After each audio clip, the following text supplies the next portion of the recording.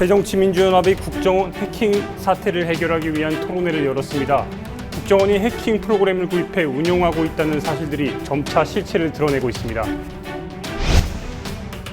권은희 새정치연합 의원이 오늘 검찰에 출석했습니다.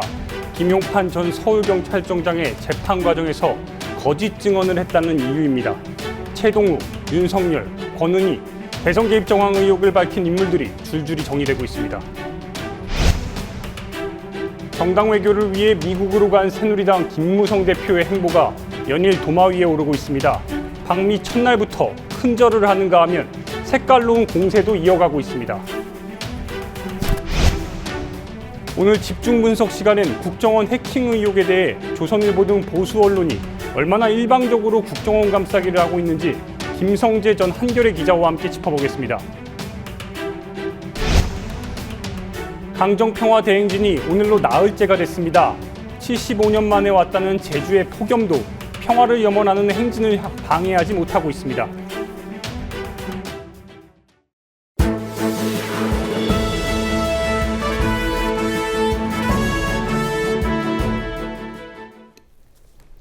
새정치민주연합이 국정원 해킹 사태를 해결하기 위한 토론회를 열었습니다.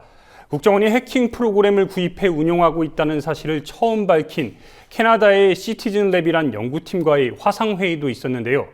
관련 내용 안은필 기자와 직접 알아보겠습니다. 안녕하십니까? 안녕하세요. 새정치민주연합이 국정원 해킹 사태를 해결하기 위해서 토론회를 열었다고 하던데 어떤 내용이었습니까?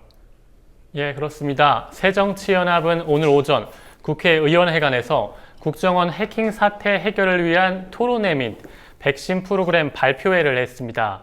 이종걸 원내대표를 비롯해 안철수 국민정보지키기 위원장 등 야당 의원들이 참석했고, 토론자로는 신경민 국회 정보위 야당 간사, 박경신 오픈넷 이사, 김지미 민변 변호사 등이 나섰습니다.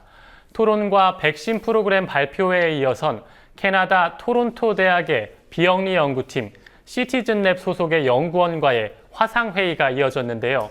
시티즌랩은 국정원이 이탈리아 해킹팀의 리모트 컨트롤 시스템, 즉 RCS를 구입해 운용 중이라는 사실을 처음으로 밝힌 연구팀입니다. 한편 안철수 위원장은 토론회는 참석하지 않았지만 모두 발언을 통해 국정원을 비판했는데요. 직접 들어보시겠습니다. 그래서 반갑습니다. 이번 국정원 사태의 본질은 정보기관의 무능입니다. 정보기관은 그 특성상 잘한 일이든 못한 일이든 언론에 노출되는 것 자체가 무능이라고 생각합니다.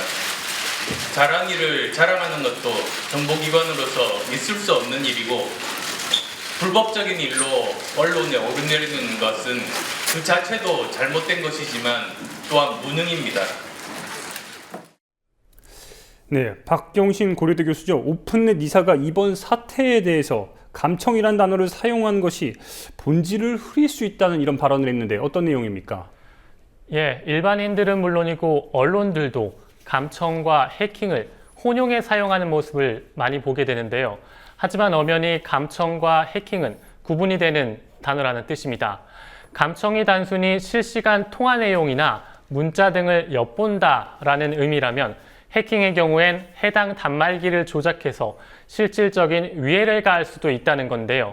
박 이사는 이에 대한 예로 최신 해킹 기술인 자동차 해킹에 대해 언급했습니다. 물론 원격 연결이 가능할 경우이긴 하지만 해커가 마음만 먹는다면 에어컨을 조종하거나 음악을 트는 건 말할 것도 없고 엑셀을 밟거나 핸들 조작까지 가능하다는 겁니다.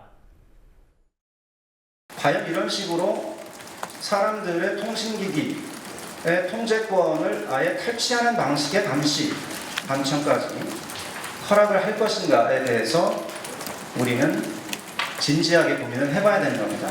아무리 국가안보나 범죄 수사를 위해서 필요하다고 할지라도 이런 식으로 그 한 사람의 통신기기의 통제권을 아예 탈취하는 것은 너무나 과한 것이 아닐까. 박 이사는 또한 이번 사건에서 국정원의 내국인 해킹 여부에 주목하는 시각에 대해서 내국인과 외국인을 구분할 것이 아니라 동일한 기준이 적용돼야 한다고 말했습니다. 그리고 내국과 외국을 구분하는 것은 무의미합니다. 외국인의 서버에 내국인의 정보가 포함될 수 있고 외국 통신망의 해킹을 통해서 내국인의 정보를 탈취할 수가 있습니다. 동일한 기준이 적용돼야 합니다. 우리나라에서 이제 어떤 논쟁도 보면 내국인은 안 되고 외국인은 괜찮다. 그래서 해킹이 가능한 어떤 그 대상을 해킹이 가능한 구멍을 하나 뚫어주면 그 구멍을 통해서 내국인에 대한 해킹도 계속해서 이루어질 수 있는 겁니다. 해킹 대상이 내국인인지 외국인인지를 밝히는 것도 중요하지만 해킹 수사에 대한 별도의 입법이 필요하고 국외건, 국내건 영장주의가 적용돼야 한다는 주장입니다. 네, 토론회에 이어서 그 시티즌랩 연구원과의 그 화상회의도 있었다고 하던데 어떻습니까? 예, 시티즌랩의 빌 마크작 연구원과 전자개척자재단의 네이트 카르도조 자문 변호사와의 화상회의였습니다. 빌 연구원은 시티즌랩의 RCS에 대한 추적 과정을 설명하면서 전 세계의 21개 국가가 RCS를 사용하고 있고 상당수는 억압적인 정권으로 알려진 국가들이라고 설명했습니다. 다른 국가들이 RCS를 이용해 민간인을 해킹한 사례를 소개하기도 했는데요. 빌 연구원은 RCS를 구매한 정부가 어떤 방식이든 원하는 방식으로 사용할 수 있는 가능성이 있다고 언급했습니다. 또한 이탈리아 해킹팀 서버에 국정원의 해킹 기록이 남지 않느냐라는 질문이 있었는데요. 이 질문에 대해선 해킹팀이 밝힌 바에 따르면 고객사가 수집하는 정보는 독립된 시스템에서 보존되고 그 시스템에 해킹팀이 접근할 권한은 없다고 설명했습니다.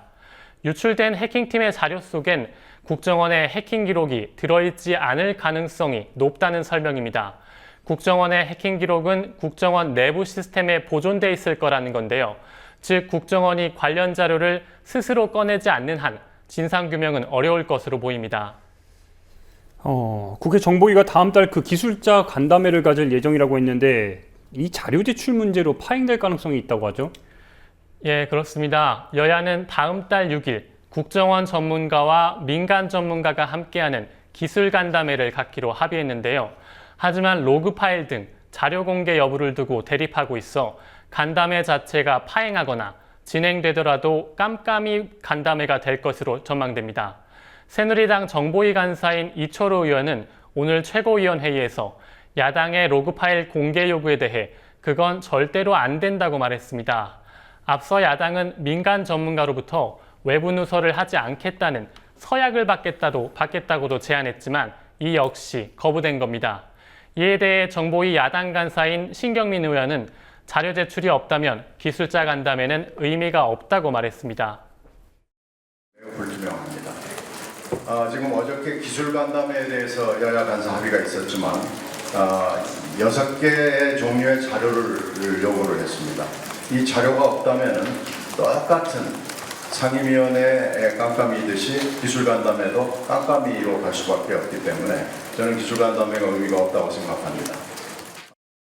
새정치연합이 요구한 사전 정보는 삭제한 하드디스크 원본, 삭제 파일의 종류, 삭제 파일의 위치, 그리고 로그 기록 3가지 등 총 6가지입니다.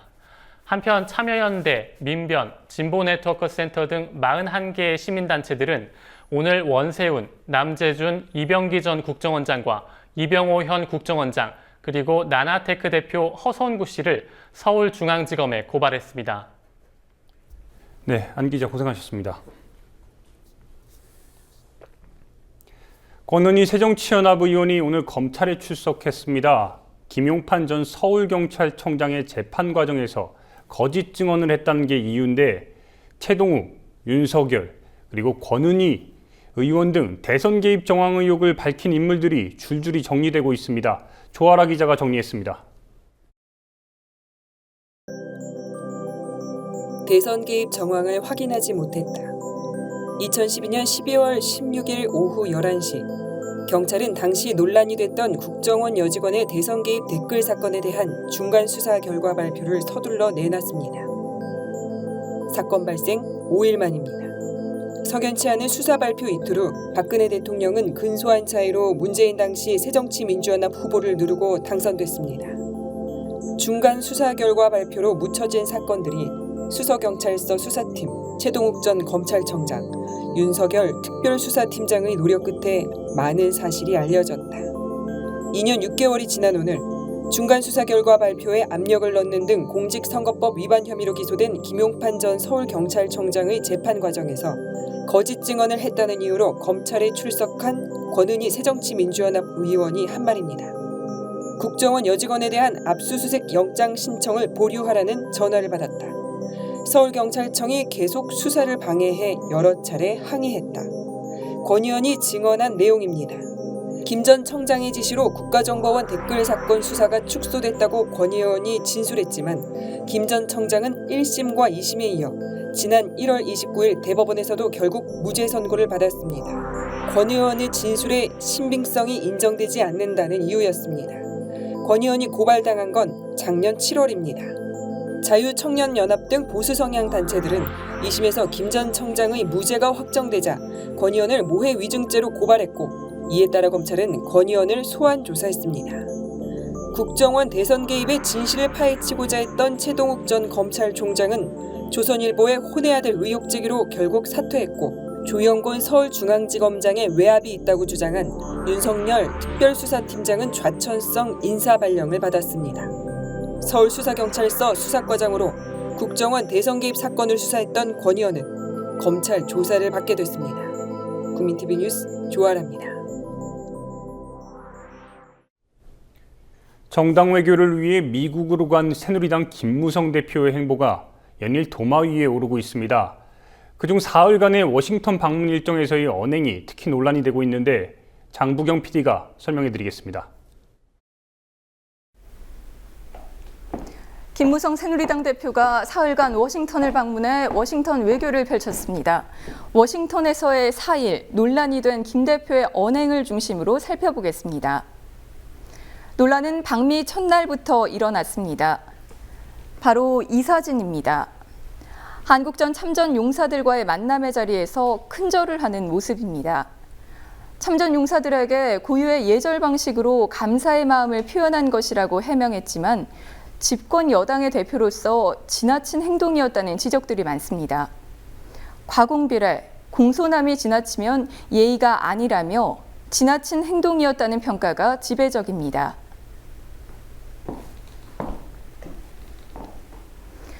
논란은 발언에서도 불거졌습니다. 진보좌파의 준동으로 대한민국의 미래가 어떻게 될지 걱정된다. 새누리당은 진보좌파가 준동하지 못하도록 노력하겠다. 이걸 공고히 하는 방법은 새누리당이 선거에서 이기는 것이다. 지난 27일 워싱턴 동포 간담회에서의 발언입니다. 진보좌파가 구체적으로 어떤 세력인지 언급하진 않았지만 또다시 색깔론을 들고 나온 것 아니냐는 지적입니다. 진보 세력의 종북 좌파 이미지를 씌워 자신의 지지 기반인 보수층의 지지를 공고히 하겠다는 속내가 들어있는 것 아니냐는 분석이 나옵니다. 노골적인 친미 발언 역시 논란이 되고 있습니다. 한국과 미국의 관계는 전면적인 관계, 한중 관계는 분야별 일부의 관계다. 우드로 윌슨 센터에서 한 연설의 일부입니다. 논란의 여지가 있는 발언은 워싱턴 주재 한국 특파원들과의 간담회에서도 이어졌습니다. 우리는 중국보다 미국이라는 확실한 메시지를 전달할 것이다.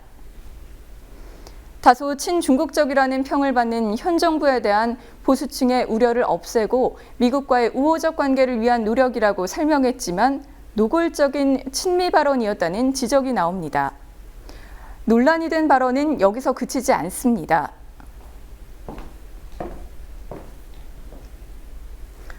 북한에 대한 인식을 엿볼 수 있는 대목도 있습니다.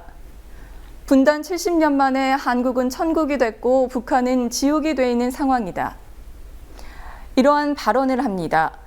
북한을 포용하기보다는 지나치게 이분법적인 사고로 이러한 대북관을 가지고 있는 것 아니냐는 지적들이 나옵니다. 노동 문제에 대한 김 대표의 시각을 볼 수 있는 발언도 있었습니다. 노동개혁, 표를 잃을 각오로 추진할 가치가 있다. 노동시장 유연화가 필요하다. 26일 워싱턴 동포 언론 간담회에서의 발언입니다. 총성 없는 전쟁이라 불리는 외교관계. 여당 대표이자 차기 대권주자로서의 행보는 신중하고 또 신중해야 합니다. 남은 방미 일정에서의 행보가 주목됩니다. 국민TV 뉴스 장부경입니다.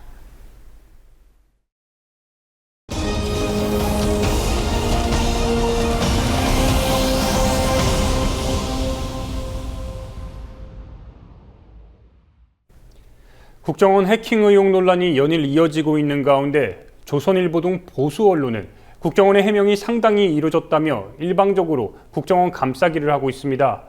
이 때문에 기사를 가만히 보면 조선일보의 보도가 마치 국정원의 보도자료가 아닌지 착각이 될 정도입니다.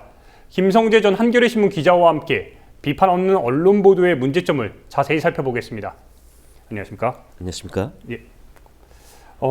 의혹 해명이 안 되고 있는 이 국정원 해킹 사건에 대해서 조선일보가 지독하게 국정원 감싸기를 하고 있다는 지적이 나오고 있습니다. 어떻습니까? 네, 말씀하신 것처럼 조선일보 기사를 최근에 나온 걸 보면은요, 조선일보 기사의 특징이 하나는 국정원의 발표를, 국정원의 입장을 그대로 받아 적기 하는 이런 기사들이 나오고 있고요. 또 한 가지는 국정원의 그 해킹 의혹이 이제 다 해소가 됐다, 해명이 됐다라는 식으로 지금 얘기를 하고 있고요. 또 한 가지는 그래서 해명이 됐으니 이제 야당이나 시민단체, 시민사회에서 그 계속 지금 의혹을 계속 제기하고 있는데 의혹 제기 그만해라, 이제 끝내자, 이런 식의 지금 보도가 지금 나오고 있습니다. 그래서 국정원 조선일보의 기사만 보면 정말 이거 좀 왜 이 그 국정원 해킹 이야기를 자꾸 꺼내야 되는지 이런 그 생각이 들 정도로 한데, 그 사실은 지금 야당이 계속 이 자료 그 관련된 자료를 제출을 해라, 그래야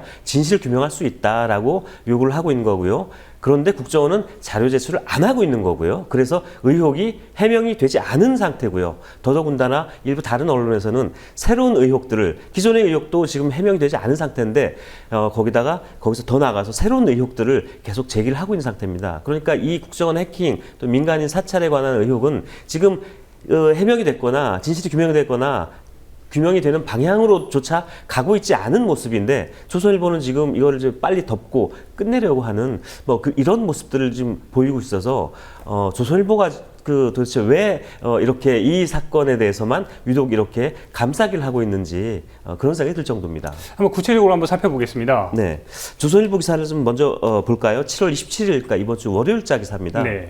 월요일자의 일면에 이런 기사를 썼습니다. 국정원 삭제 파일을 복구했더니 그 안에 내국인은 없었다. 그러니까 내국인 사찰하는 거 없었다라는 이런 기사인데, 이걸 일면 기사를 썼습니다. 그래서 이제 27일 오늘 이제 그날 이제 국회 정보위가 열리는데 내국인 이름이 나오지 않았다. 그 임 과장이, 그러니까 지지난주 자살을 한 국정원 임 과장이라는 사람이 자살하기 직전에 그 딜리트 키를 눌러서 삭제했다라고 하는 파일이 있죠. 그 파일을 51개를 복구를 했더니 거기에 내국인을 사찰했다는 그런 건 없었다라는 국정원의 발표를 그대로 받아서 일면의 기사를 썼습니다. 자, 27일 그 월요일자 기사가 그렇게 나왔고요. 28일에도 여전히 28일 일면에도 이런 기사를 씁니다. 아까 말씀드린 대로 국회에서 국회 정보회가 열렸는데, 여기서 이병옥 국정원장이 이런 말을 했습니다.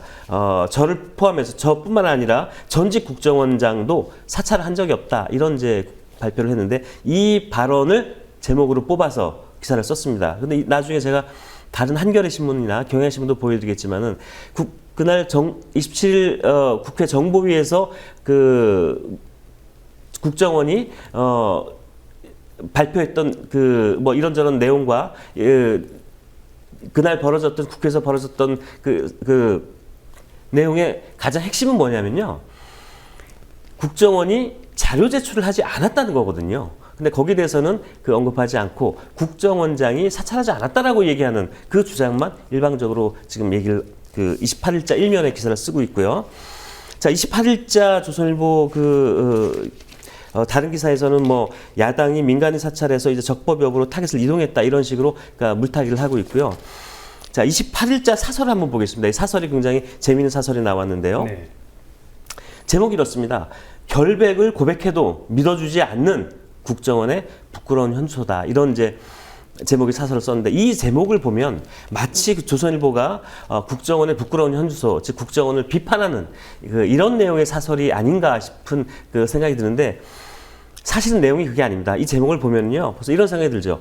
결백을 고백했다. 국정원이 결백하다라고 고백을 했는데 왜 안 믿어주냐? 참 그 믿어주지 않는 게 안타깝다. 국정원 니들이 좀 똑바로 하지 왜 니들은 결백한데도 사람들이 믿어주지 않느냐? 이런 이제 그 느낌이 든다는 거죠. 마치 국정원이 다 결백하다. 즉 국정원이 해킹한 적 없다. 민간인 사찰한 적 없다라고 그게 진실이고 그래서 그걸 얘기하는데 왜 믿어주지 않느냐라는 그런 느낌을 주는 그런 제목으로 사설을 썼습니다. 자, 그 다음에 29일자 기사에서는요 이런 기사를 썼습니다. 여당과 야당이 주장한 내용인데요. 근데 여당은 새누리당이죠. 해킹 의혹이 완전히 해소됐다라는 주장을 한 거고요. 그러니까 야당은 자료를 감추고 셀프 면죄부를 주고 있다라는 그 주장을 한 건데 이 두 가지를 이게 나란히 쓰면서 마치 여당과 야당이 이게 정치적인 공방을 하고 있다는 그 느낌을 주죠, 우선. 그리고 그 다음에 어떤 느낌을 주냐면은 여당이 얘기한 거는 뭐냐면 해킹 의혹이 완전히 해소됐다. 그런데 왜 자꾸 이러냐? 이런 식의 느낌을 주고 있는 거죠. 자, 그 다음 그 칼럼을 하나 보겠습니다. 조선일보 칼럼인데요. 29일자 칼럼입니다. 이 칼럼을 쓰신 분은 김창균 조선일보 부국장 겸 사회부장입니다. 이분이 쓴 칼럼이 제목이 뭐냐면요. 국정원은 범죄 집단이다 라는 자기 최면에 걸린 야당, 이런 제목의 그 칼럼을 쓰셨어요. 즉 무슨 뜻이냐면은 야당이 최면에 걸려 있다. 사실이 아닌데 자꾸 왜 국정원을 범죄 집단이라고 생각을 하느냐, 여기에 대해서 문제가 있다라는 제목이죠. 자, 그 칼럼에 이 칼럼을 정말 다 읽어드리고 싶은데 시간이 없으니까 그 중간 제목을 제가 한번 읽어볼게요. 해킹 프로그램 구입 알려지자 민간인 사찰했을 것 지레짐작. 자, 대북 정보 활동을 범죄로 몰고 야당이 그러고 있다는 거죠. 근거도 못 대면서 검찰 고발까지.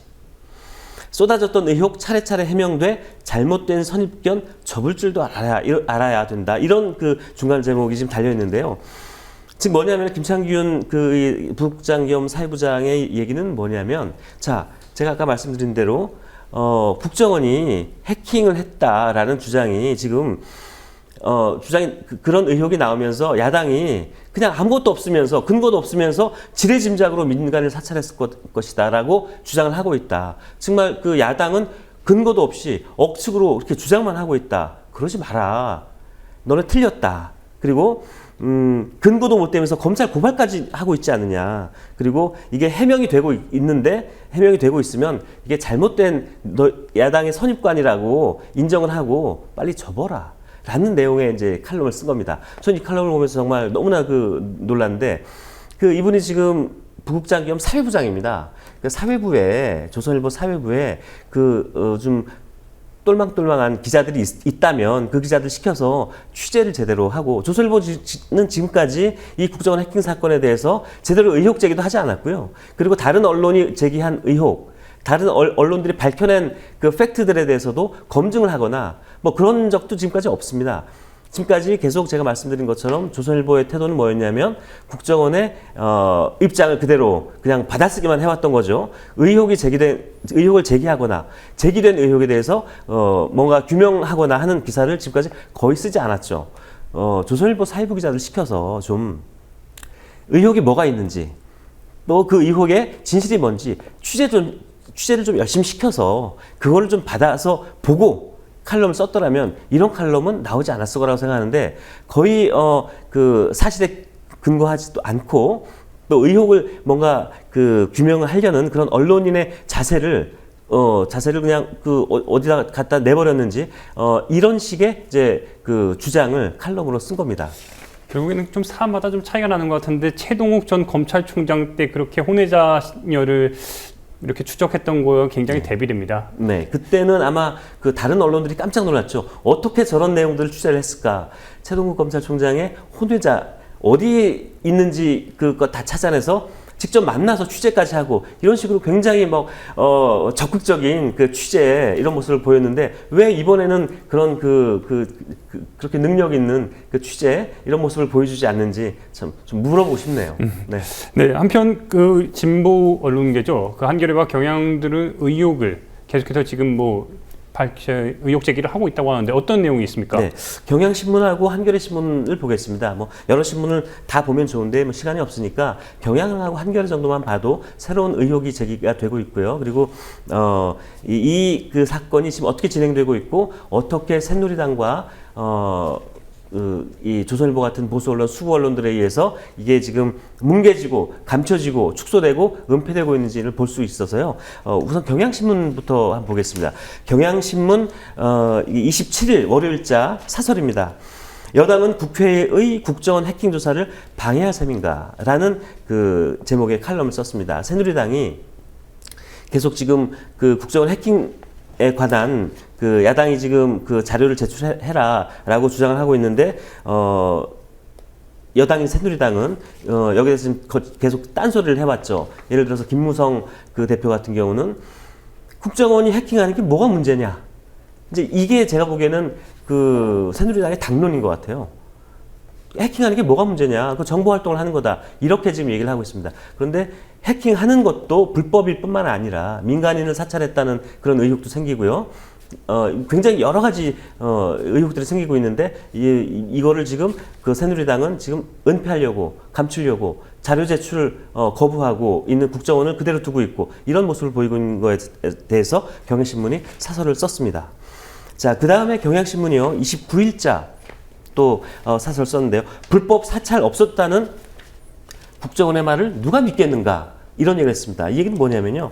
그동안 이제 29일자 나온 겁니다. 27일 날 국회 정보위에서 아까 조선일보 기사 소개할 때 말씀드렸던 것처럼 국정원장이 우리 사찰 안 했다라고 이제 주장을 한 거죠. 그런데 그 말을 어떻게 믿냐는 거죠. 자료 제출을 하라 그랬더니 자료 제출은 하지 않고 자기네들이 자체 조사한 그 임모과장이 그 삭제했다는 그 파일 51개만 가지고 와서 여기 민간 사찰한 내국인 사찰한 거 없다라는 주장만 한 거죠. 다른 자료들은 예를 들어서 새정치연합에서 안철수 의원이 그 요청한 30가지 정도의 자료 제출 하나도 안 했거든요. 이거 자료 제출도 하지도 않고 그리고 그냥 자기네들 일방적으로 사찰하지 않았다는 주장을 했는데 이걸 어떻게 믿겠느냐. 더더군다나 국정원이 지금까지 국민들의 신뢰를 전혀 받지 못해왔다는 거죠. 예를 들어서 얼마 전에 있었던 서울시 공무원 간첩단 사건의 경우도 국정원이 그 증거를 조작했다는 혐의가 드러났지 않습니까? 범죄를 저질렀다는 거죠. 그리고 그 전에는 또 국정원이 대선 때 댓글을 써서 공작을 해서 대선에 개입을 했다라는 증거까지 다 이제 나왔지 않습니까? 그리고 지금 그 1심에서도 그런 판결이 나왔고요.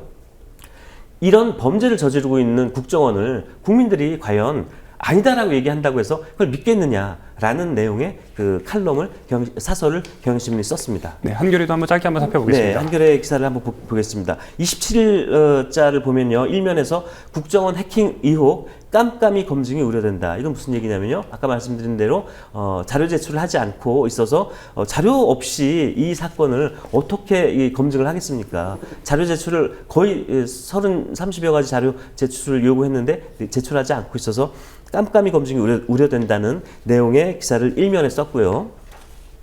자, 한겨레가 그 같은 날이죠.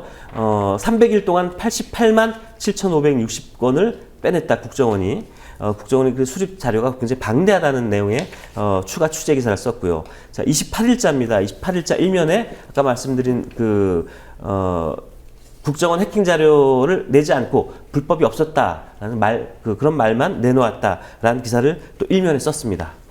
자, 같은 날 새로운 그 의혹을 한겨레가 또 제기를 했습니다.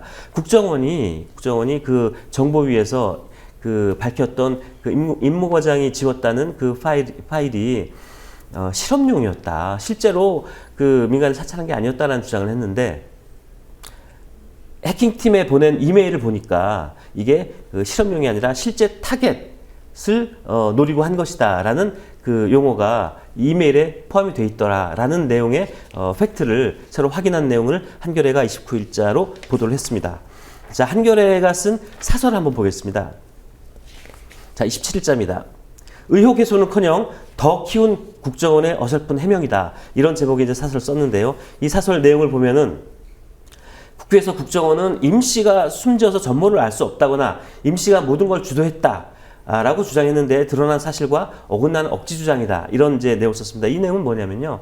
한겨레가 이제 그 29일자에 또 그 새로운 팩트를 그 의혹을 제기하는 게 뭐냐면은 그 임모과장이 국정원에서는 계속 임모과장이 자살을 해서 더 이상 전모를 밝힐 수가 없다. 내용을 안 사람이 없다라고 주장을 했는데 사실 알고 보니까 해킹에 관여한 사람이 최소한 4명이 더 있더라라는 그 사실을 한겨레가 밝혀냈거든요. 이제 그 맥락에서 한겨레 사설에서 임 씨가 모든 걸 주도했다고 주장하는 그 국정원의 주장은 사실과 어긋난다라는 얘기를 했고요. 또 민간인을 겨냥한 다른 타깃이 훨씬 많이 있을 것이라는 의혹과 실제 그럴 가능성이 있는데도 국정원이 자료 공개를 거부하고 있다라고 문제 제기를 했고요. 그래서 의문이 꼬리를 물고 있다라고 그 사설에서 이렇게 그 얘기를 하고 있습니다. 그러니까 말씀드린 대로 아까 조선일보의 그 태도와는 너무나 상반되죠. 근데 상반된 게 이 주장만 상반된 게 아니라 이제 한겨레와 경향은 계속 새로운 의혹을 제기하고 그리고 그 이전에 나왔던 의혹이 해명되고 있지 않은 것에 대해서 국정원의 그런 태도 그리고 여기에 대해서 굉장히 계속 의문을 제기하고 있고요. 문제점을 지적하면서 또 계속 새로운 의혹까지도 제기하고 있는 이런 상황이라고 볼 수 있습니다. 네. 다른 소식도 알아보겠습니다. 오늘이죠. 그 JTBC 손석희 사장이 지금 경찰이 이렇게 밝혔습니다. 영업비밀 침해 혐의로 검찰 기소 의견을 냈는데 어떤 내용입니까? 네, 정확히 말하면은 그 혐의가 부정경쟁 방지 및 영업비밀 보호에 관한 법률 위반 혐의로 검찰이 이제 기소 그 의견을 냈는데요.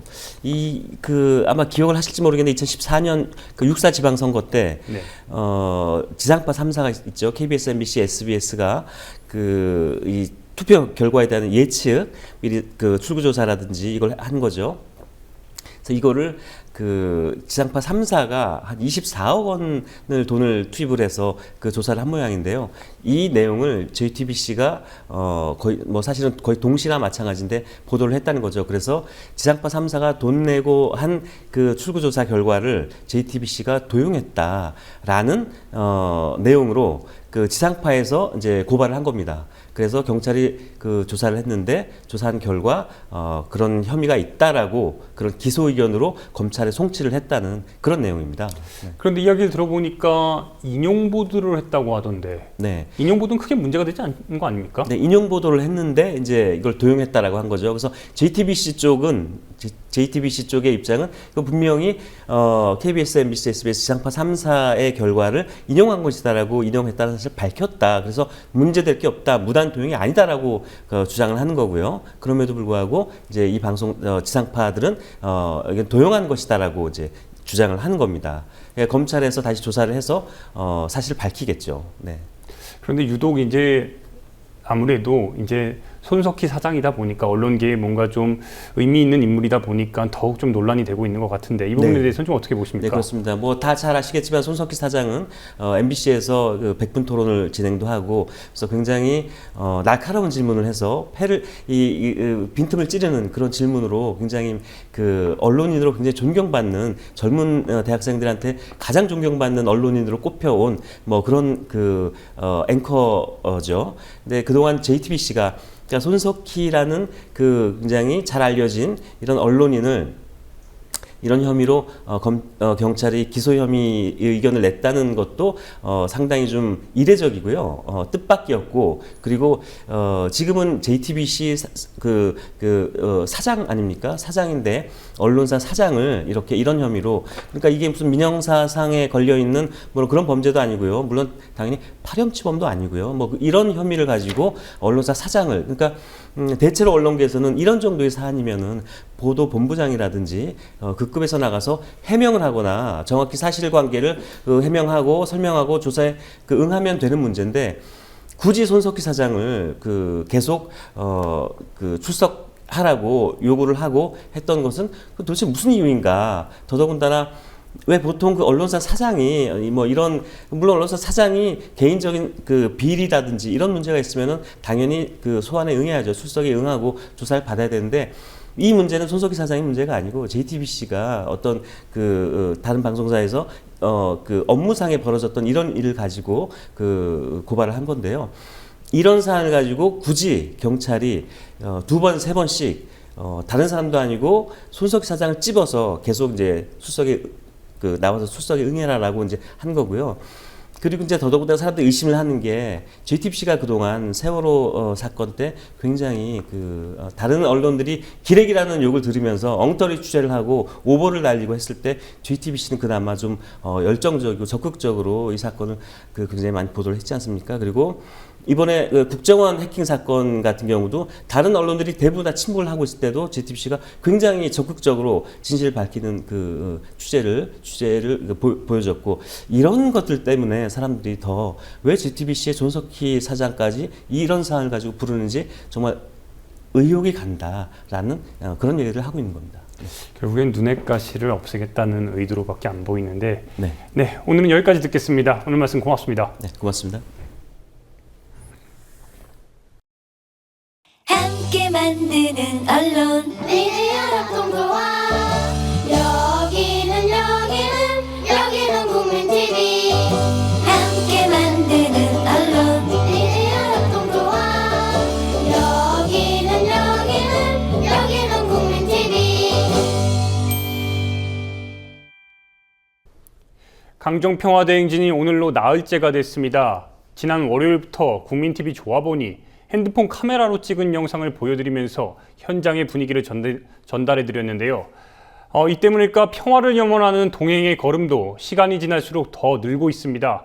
75년 만에 왔다는 제주의 폭염도 이들의 행진을 크게 막지 못하고 있습니다.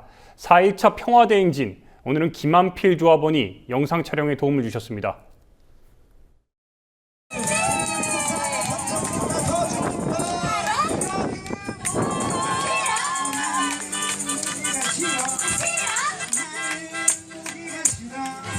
저희 이다님 첫날서부터 참여하셨는데요. 네. 어떠세요? 반지 절반 왔거든요. 허리 아파요. 허리 아파요? 마음은? 마음은 완전 뿌듯해요. 처음 오신 건가요? 네. 어떤 각오로 이 평화 대행진에 참여하게 되셨는지요? 어쨌거나 이렇게 노력을 하면서 해야 되는 것들 때문에 좀 주저주저 했었거든요. 근데 이렇게 내가 다시 위해서 이러고 멈추고 있는 건 아니겠다 싶어서 오늘은 아들들이랑 같이 가봤습니다. 우리 보통 보면 세월호 현장이나 뭐 이런 집회 현장에 우리 들이대고 많이 같이 다니시잖아요. 들이가 불편하거나 힘들어하거나 그러진 않나요? 많이 그래요. 아, 많이? 엄청 힘들어하고요. 엄청 불평도 많이 해요.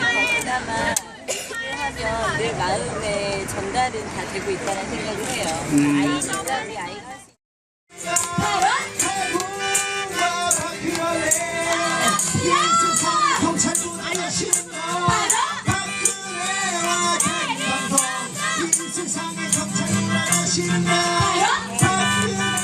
올해는 동진서진 나눠서 양팀으로 가는 거고 예. 작년에는 거의 이제 가운데로 질러서 강정마을로 내려가서 다 가는 곳마다 다는 다 좋은 것 같아요. 작년에 그냥 가로질러 내려갔을 때도 되게 재밌고 좋았고 올해는 돌아서 오는데 작년보다 좀 더운 게 힘들고.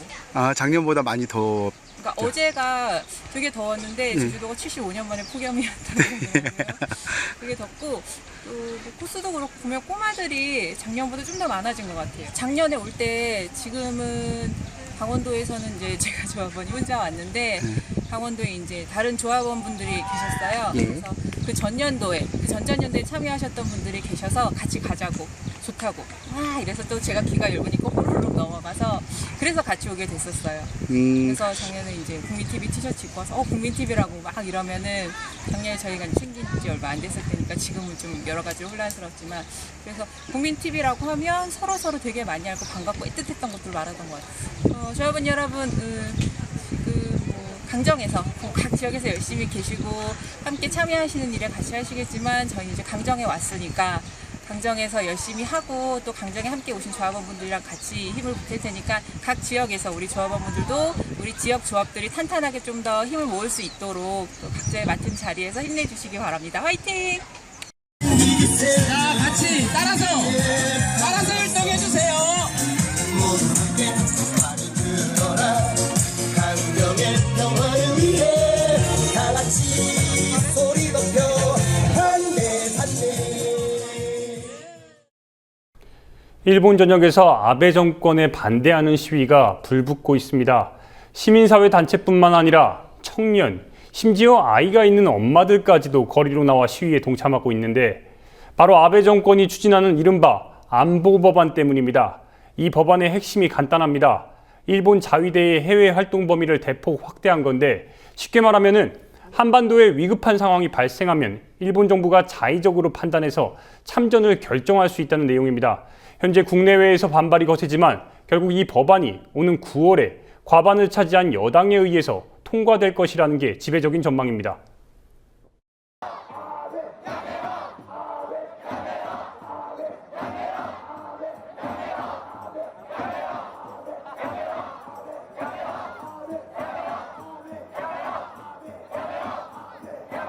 学者の皆さんが違憲だって言ってるところを強行採決っていう手段でこのまま決めるっていうのは本当に民主主義に反してると思うので絶対にこれは止めなきゃいけないと思いました。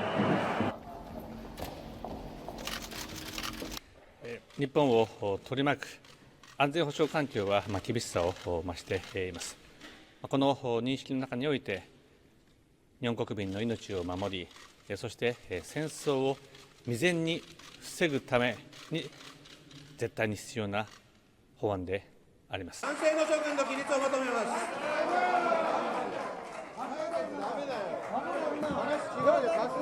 起立少数よって動議。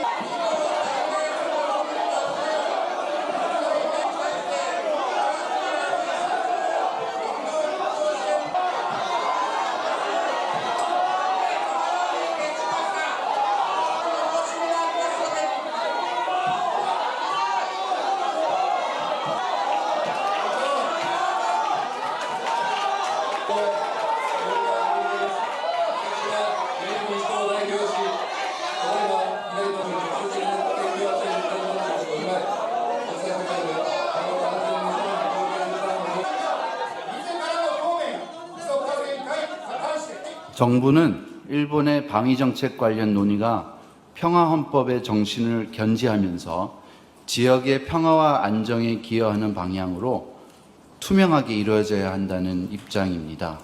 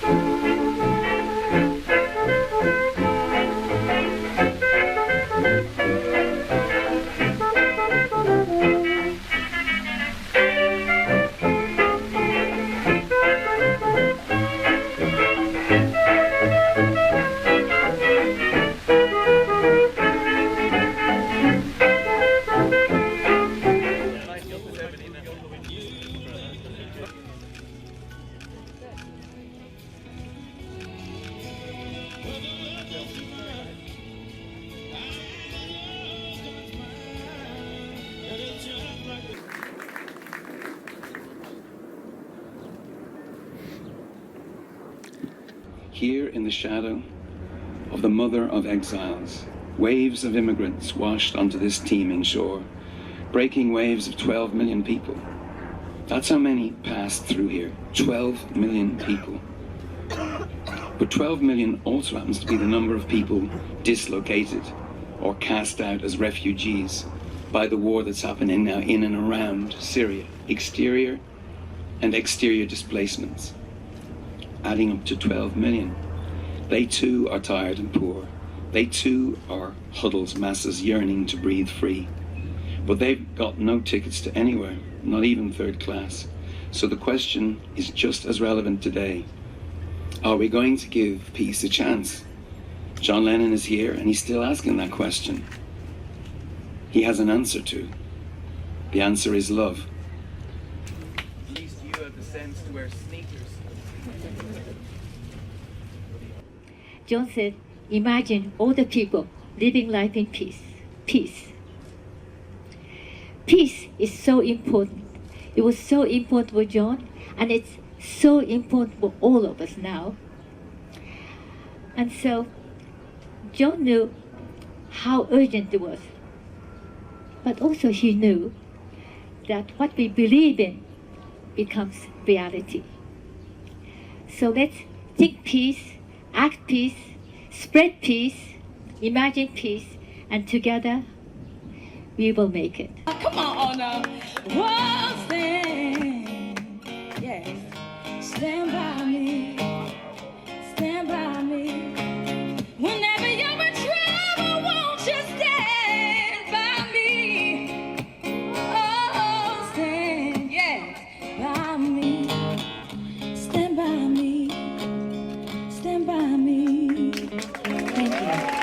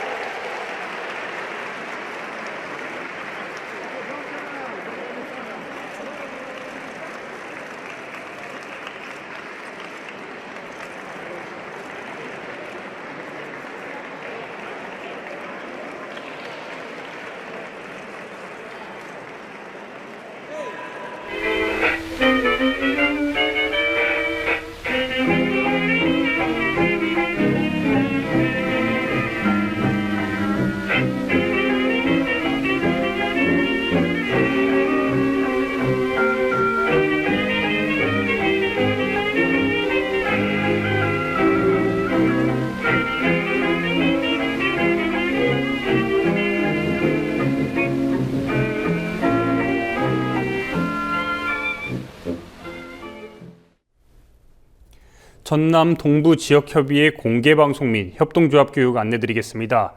네, 8월 1일 토요일 오후 2시입니다. 장소는 순천 팔마체육관 올림픽기념관에서 진행됩니다. 정치토크, 서영석의 정치토크가 김광진 의원과 함께 진행되고 공용메일로 동행 신청 받고 있습니다. 네, 오늘 토요일 오후 2시에 시작입니다. 네, 많은 신청 부탁드리겠습니다. 오늘로 나흘 연속 제주에서 전해오는 평화의 메시지를 전해드리고 있습니다. 강정평화 대행진에 참여 중인 국민TV 조합원들이 거칠지만 영상을 보내주고 있기 때문인데요. 네, 그저 고맙다는 말씀 하나만 다시 한번 전합니다. 네, 행진 마치는 그 순간까지 그래서 건강, 다시 한번 건강 유의하시기 바랍니다. 오늘 뉴스 마치겠습니다. 시청해주신 조합원, 예비조합원 여러분 고맙습니다. 내일도 최선 다하겠습니다.